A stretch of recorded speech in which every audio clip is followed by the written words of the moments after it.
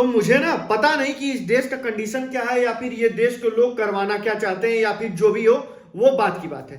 लेकिन मामला इस बात का है कि कितना भी बुरा हालात हो, मैं अपने देश के साथ हूं, मैं अपने प्रधानमंत्री के साथ हूं, मैं अपने देशवासियों के साथ हूं।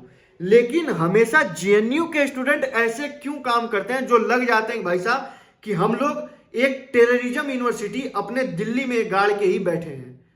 दिल्ली में गाड़ के बैठे हैं terrorism university JNU, Jawaharlal Nehru university. Al Falah university से कंपैरिजन किया जाए ना तो ये कुछ खास नहीं है। अल फलाह यूनिवर्सिटी बहुत बढ़िया बढ़िया टेररिस्ट निकालती है, और जेएनयू जो है ना वो कम बढ़िया टेररिस्ट नहीं निकालती है, वो मतलब एंटी टेररिस्ट टाइप का निकालती है, जो पोस्ट डालती है मतलब जेएनजी टाइप का। और जेएनयू को मुझे ये भी नहीं समझ में आता कि आखिर ये गवर्नमेंट जो है ना आखिर पैसे क्यों दे रही है जेएनयू को। आखिर एक एंटी नेशनलिस्ट भाई यूनिवर्सिटी, आखिर आप इसको क्यों पैसे दे रहे हो, क्यों फंड रेज कर रहे हो, मुझे ये नहीं समझ में आता। अब भाजपा का मुझे ये सबसे खराब लगता है कि सबको साथ लेके चलो। आखिर क्यों साथ लेके चलो जब ये लोग आगे बढ़ना ही नहीं चाह रहे हैं। बोल रहे हैं मोदी तेरी कब्र खुदेगी, अमित शाह तेरी कब्र खुदेगी। अब ये ना जेएनयू का डेली है, कुछ ना कुछ ये लोग डालते रहते हैं। अब मुझे ये नहीं समझ में आता कि जेएनयू आखिर टेररिस्ट ही क्यों पैदा करती है, जेएनयू टेररिस्ट क्यों पैदा कर रही है, मुझे ये भी नहीं समझ में आ रहा है कि आप उस यूनिवर्सिटी में पढ़ने जाते हो, नॉलेज लेने जाते हो, लेकिन आप लोग एंटी टेररिस्ट बन जाते हो। और मुझे ये भी नहीं समझ में आता, ये जो लोग मांगते हैं भाई साहब रिजर्वेशन दो हमको, यहाँ रिजर्वेशन दो, वहां रिजर्वेशन दो।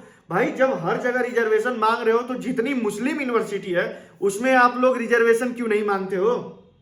मैं ये सवाल एससी एसटी वालों से उठाता हूं कि आप उसमें क्यों नहीं रिजर्वेशन मांगते हो, मुझे ये बता दो बस। केवल आप रिजर्वेशन नहीं मांग रहे हो। कई सारी मुस्लिम यूनिवर्सिटी, मतलब कई सारी क्या पूरी मुस्लिम यूनिवर्सिटी में भाई साहब रिजर्वेशन का नाम ही नहीं है, सिर्फ मुस्लिम बंदे पढ़ेंगे, हिंदू का नाम नहीं, ना एससी एसटी, कुछ नहीं।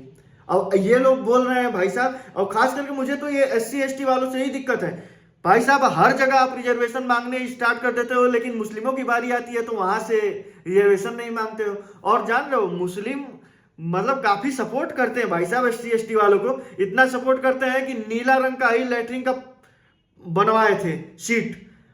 बहुत अच्छा सपोर्ट है। जय भीम वाले मामले के बाद ही मुस्लिम जो वहां के जिहादी मुस्लिम होते हैं ना बहुत खतरनाक होते हैं, तो उन लोगों ने क्या किया ना, नीला रंग का ही जो भाई सीट होता है ना लेटरिंग सीट भाई, वो बनवा रखे थे। ये है। और जेएनयू के स्टूडेंट का मुझे ये भी नहीं समझ में आता है कि भाई एंटी नेशनलिस्ट करते करते भाई साहब आप क्या करना चाहते हो। मुझे सरकार आप पलट दोगे, चलिए मान लीजिए आप सरकार पलट दोगे तो आपका फायदा क्या होने वाला है।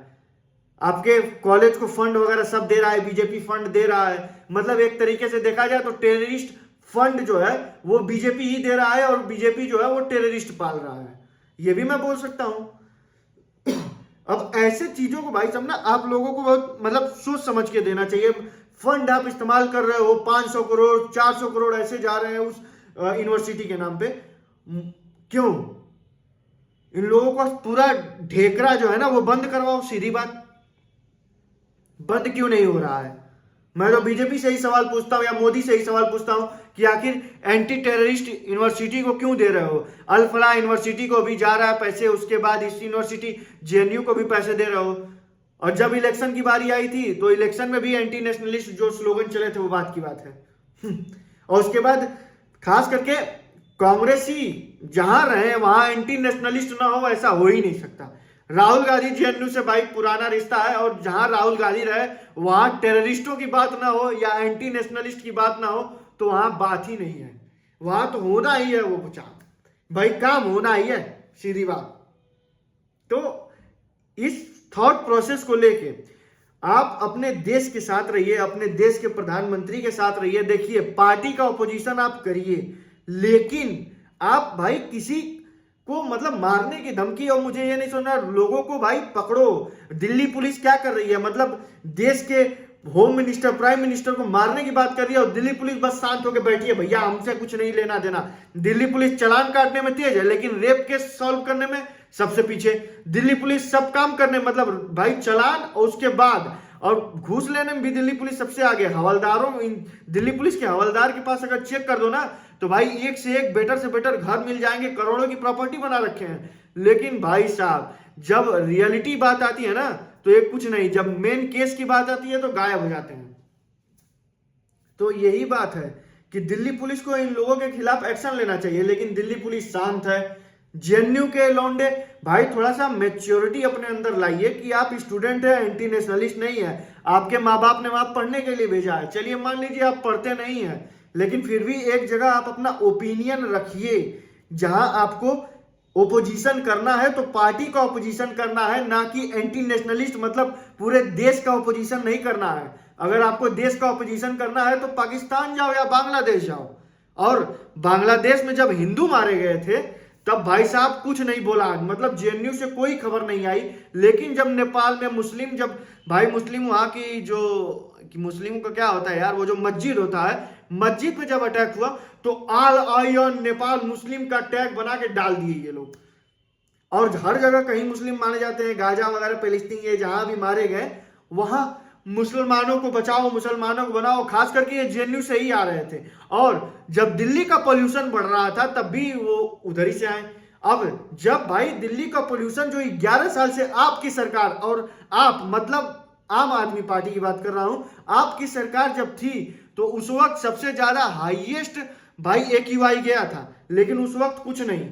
और आज आपकी जो मैडम है भाई 2 लाख रुपए का मास्क लगा के आई है, और मुझे ये नहीं समझ में आ रहा कि ईडी उसका जांच क्यों नहीं करती कि 2 लाख रुपए का मास्क 5 या 6 लोग पहन के आए, 12 लाख रुपए लगा, कहां से पैसे आए कोई गारंटी नहीं। ये भी पता करना चाहिए दिल्ली पुलिस को। लेकिन क्या है, दिल्ली पुलिस कुछ नहीं करेगी, शांति से बैठे रहो, रेप केस हो जाएगा, हम बस केवल इसको कर रहे हैं, हम आपसे बस वही। और ये लोग सवाल उठाते हैं कि भाई साहब सरकार कैसे चल रही है, फलाना ढिमका। जब आपकी सरकार जब दिल्ली में थी तो बिजली फ्री कर दिया, सब कुछ फ्री कर दिया, लेकिन जो दिल्ली सरकार के ऊपर कर्जा चढ़ा दिया वो बात की बात है, मतलब उससे हट जाओ, कर्जा चढ़ते चला जा रहा है, बस अब शांत हो जाओ। अब उसकी बात अगर बंद कर दिया जाए, अब दिल्ली सरकार की बात बंद कर दिया जाए, जेएनयू के स्टूडेंट क्या कर रहे हैं, एंटी नेशनलिस्ट काम करते करते करते भाई साहब अब उनके आगे कुछ बचा नहीं है। अब नरेंद्र मोदी और अमित शाह को ही मारने की धमकी दे रहे हैं, चलो मार के बराबर करो, ऐसी बात कर रहे हैं ये लोग।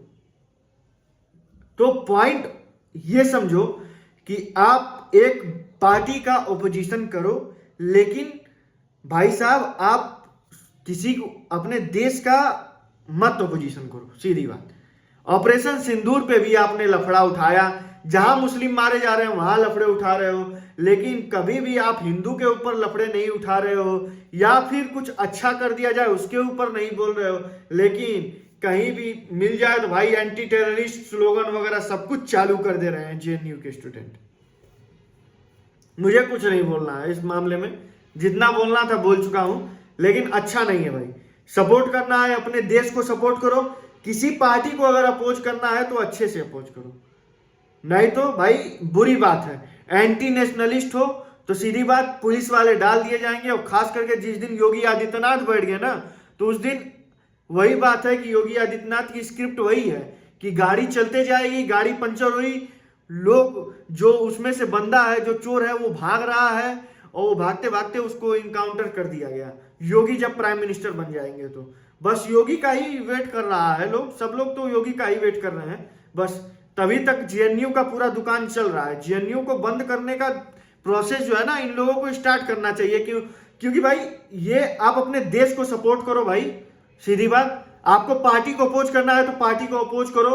हिंदू मुस्लिम जहां जहां लगाए हो तो भाई हिंदुओं के मामले में भी थोड़ा सा बोल लो, क्यों मुस्लिमों के बारे में बोल रहे हो, हिंदुओं के मामले में बोल लो थोड़ा सा।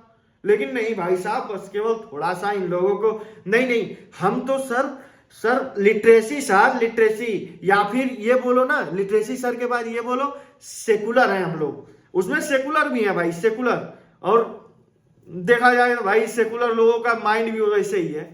तो कांग्रेस का अपोज करना है, आप कांग्रेस का साथ देते हो करो, अपोज करना है अपोज करो, बीजेपी को साथ देते हो दो, अपोज करना है बीजेपी को ही अपोज करो, देश को अपोज मत करो, साथ रहो अपने देश के, सीधी बात। गद्दार मत बनो, टेररिस्ट मत बनो। जेएनयू के स्टूडेंट को भाई सीधा मैसेज। धन्यवाद भाई लोग आपका। वीडियो पसंद आया लाइक करो, फॉलो करो, सब्सक्राइब करो यार।